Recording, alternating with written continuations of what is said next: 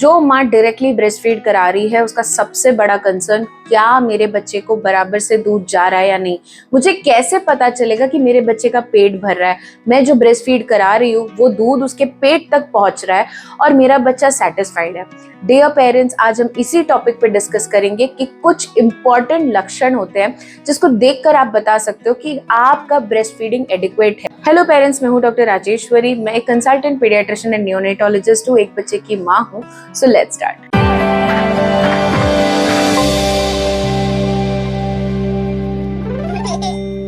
सबसे पहला लक्षण है सकिंग एंड स्वॉलोइंग। अगर बच्चे ने अच्छे से आपके ब्रेस्ट को लैच कर रखा है तो वो अच्छे से फीड को सक कर रहा होगा। जब वो सक करता है तो आपको थोड़ा सा टगिंग एंड पुलिंग का एहसास होगा। वो फास्ट रिदमिक सक होगा। Multiple back to back sucking के बाद आप एक छोटे से पॉज को नोटिस करेंगे। उस पॉज के तुरंत बाद बच्चा स्वॉलो करता है। तो इस साइकिल को सकिंग एंड स्वॉलोइंग कहते हैं। अगर आप नोटिस करेंगे तो बच्चे की गल्पिंग साउंड को भी सुन सकते हैं, यानी दूध को निगलना सुनाई देता है। या उसके नेक को नोटिस करेंगे तो वहां पे बच्चा दूध निगल रहा है, ये दिखाई भी देता है। वेट गेन अपने आप में एक्सीलेंट इंडिकेटर है कि आपका दूध पर्याप्त है। प्लीज फॉर्मूला पे जंप मत करिए। जब बच्चा पैदा होता है, जो भी उसका जन्म का वेट है वो थोड़ा सा लूज करता है फॉर द फर्स्ट 10 days, और उसके बाद जब तक बच्चा 2 हफ्ता पहुंचता है वो बर्थ वेट बेबी क्रॉस करने लगता है। उसके तुरंत बाद आप नोटिस करेंगे कि ग्रेजुअली बच्चे का जो वेट है वो पर डे अप्रोक्सीमेटली 20 से लेकर 40 ग्राम यानी 30 ग्राम्स अप्रोक्सीमेटली पर डे के हिसाब से बढ़ता है। रफली बेबी एक 700 ग्राम पर मंथ का वेट बढ़ाता है और इसी तरह से वो बढ़ाते रहता है जब तक वो 3 से 3.5 महीने का नहीं हो जाता। बिटवीन 4 to 6 months आपका बेबी का जो भी बर्थ वेट है वो डबल हो जाता है। एक अप्रोक्सीमेट एग्जाम्पल ये है कि अगर आपके बच्चे का जन्म का वेट 3 किलो था तो अप्रोक्सीमेटली 1.5 से 1.25 महीने के आसपास आपके बेबी का वेट 4 kg से 4.5 किलो के बीच में होगा। लेकिन जैसे ही आपका बेबी 4 से 5 महीने का एज क्रॉस करेगा वो 6 kg का वेट पार कर जाएगा। बच्चे का जब वेट गेन एक कोई भी पीडियाट्रिशियन देखता है तो वो श्योर हो जाता है कि माँ का दूध पर्याप्त है। बच्चे का जो नैपी है, यानी वो कितनी बार सूसू कर रहा है, कितना वेट डायपर्स है, ये एक अपने आप में इंडिकेटर है। इसके भी लेकिन कुछ रूल्स हैं, सो लेट्स डिस्कस। पहले 2 दिन में बच्चा एक वेट डायपर कर सकता है, it is very much possible, और बाकी के डायपर्स उसके ड्राई हो सकते हैं। यानी 1 से 2 वेट डायपर फर्स्ट 2 days में नॉर्मल माना जाता है। 3 से 4 दिन के बीच में जब बच्चा होता है तो 3 वेट डायपर्स इज गुड, और जब बच्चा 5 से 6 दिन का होता है तो about 4 to 6 wet diapers is good. But जैसे ही बच्चा 1 हफ्ता पार करता है तो हम 6 वेट डायपर्स से ज्यादा उम्मीद करते हैं, यानी मिनिमम 6 वेट डायपर्स या उससे ज्यादा। अगर बेबी एडिक्वेट सुसु पास कर रहा है, ये अपने आप में इतना इंपॉर्टेंट इंडिकेटर है कि आपका बेबी वेल हाइड्रेटेड है, और हाइड्रेशन का कारण एक ही है, वो है आपका ब्रेस्ट फीडिंग। बच्चा जब ब्रेस्ट फीडिंग स्टार्ट कर रहा है तो वो एक साइकिल को अप्रोक्सीमेटली 10 मिनट से लेकर 40 मिनट्स तक ले जाता है, यानी कि उतना ड्यूरेशन बेबी फीड कर रहा है। और ये एक ब्रेस्ट पे, यानी एक ब्रेस्ट पे बच्चा मिनिमम 10 मिनट्स तक फीड करना चाहिए। ये एक अपने आप में इंडिकेटर है कि लैच अच्छा है, बच्चे के पेट में दूध जा रहा है और बच्चा सेटिस्फैक्टरीली दूध पी रहा होता है। नंबर ऑफ ब्रेस्ट फीड भी एक बहुत इंपॉर्टेंट इंडिकेटर है, यानी कि बच्चा कितनी बार ब्रेस्ट फीड कर रहा है। ये अपने आप में एक इंडिकेटर होता है कि बेबी एडिक्वेट फीडिंग ले रहा है। 8 बार मिनिमम होना चाहिए और up to 10 to 12 times maximum माना जाता है एक 24 घंटे में। एक्सेप्शन डेज होते हैं जब हम बेबी के ग्रोथ स्पर्ट्स देखते हैं तो बेबी ज्यादा बार भी पी सकता है, बट एटलीस्ट 8 से लेकर 12 बार 24 घंटे में ब्रेस्ट फीडिंग इसेंशियल है, और इसको हम मानते हैं कि अगर उतना हो रहा है तो वो एडिक्वेट है। आपका ब्रेस्ट फीड करने के बाद अगर एक बच्चा 1 घंटा सो रहा है तो ये अपने आप में एक्सीलेंट इंडिकेटर है of breast feeding, specially first 3 months में। जी हाँ पेरेंट्स, जरूरी नहीं है सारे बच्चे 2-2 घंटा सोएं। बेबीज आर डिफरेंट, बट हम मान के चलते हैं कि at least 45 minutes to 1 hour of sleep breast feeding के बाद अगर बेबी ले रहा है तो ये एक अच्छा इंडिकेटर है कि आपका ब्रेस्ट फीडिंग एडिक्वेट है।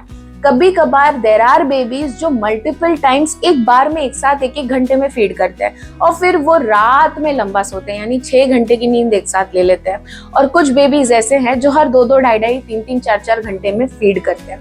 सो हर बेबी डिफरेंट है। ब्रेस्ट फीडिंग के दौरान माँ नोटिस करेगी कि बच्चा जो बहुत स्ट्रेस था, परेशान था, चीख चीख के रो रहा था, वो एकदम से काम हो जाता है। जैसे जैसे वो फीड करता है वो रिलैक्स हो जाता है, उसके फेस पे एक सेटिस्फैक्शन है, ये अपने आप में बड़ा इंडिकेटर है।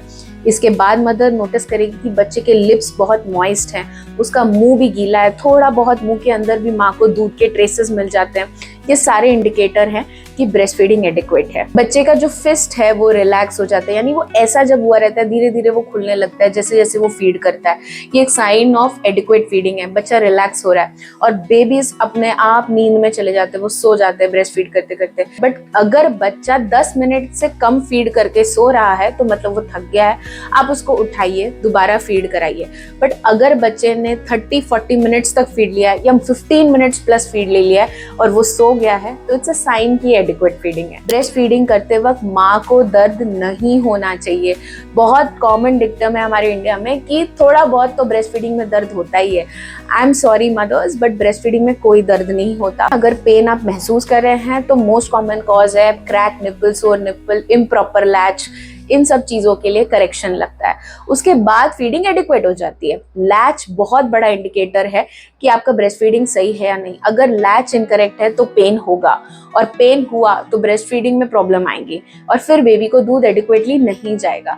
तो अगर पेन आप फील कर रहे हैं तो उसको करेक्ट करिए, पीडियाट्रिशियन या गायनेकोलॉजिस्ट से मिलकर उस चीज को चेक कराइए। ब्रेस्ट फीडिंग करते वक्त आप नोटिस करेंगे कि बच्चे के जो चीक्स है वो ऐसे फुलर हैं, चबियर हैं, उसका मुंह पूरा भरा हुआ है, उसके लिप्स एकदम इवर्टेड है लाइक अ फिश।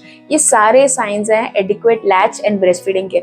अगर आप बच्चे के चीक्स में गड्ढे देख रहे हैं ना, मतलब वो लैच बराबर नहीं है एंड फीडिंग प्रॉपर नहीं है। अगर आपके बच्चे में ये सारे इंडिकेटर्स हैं या इसमें से कुछ भी इंडिकेटर्स हैं तो आप अपने ब्रेस्ट फीडिंग को डाउट मत करिए। और रिमेंबर ये कुछ इंपॉर्टेंट फैक्ट्स, बच्चा अगर हर 40-45 मिनट में या एक घंटे में उठ रहा है तो मेरा फीडिंग इनएडिक्वेट है, नो मदर्स।